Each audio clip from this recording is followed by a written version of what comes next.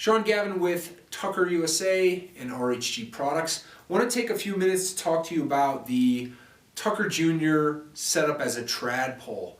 Now, trad pole means it's set up to accept traditional window cleaning tools. So it's got an Acme threaded tip at the top. It will come with a wood cone friction fit tip. And these tips are designed to accept all your favorite squeegees from US manufacturers. Simply slide it on, it's a friction fit, so it just sits on there. Featherweight, as well as most of the mops that are on the market today. So great for just traditional window cleaning work.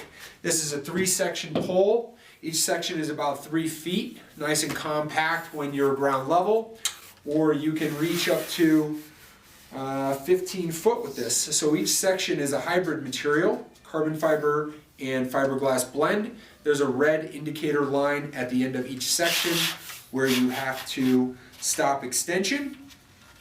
Nice, easy fingertip adjustment clamps. You can use the red knob adjustments to loosen and tighten your levers on each section.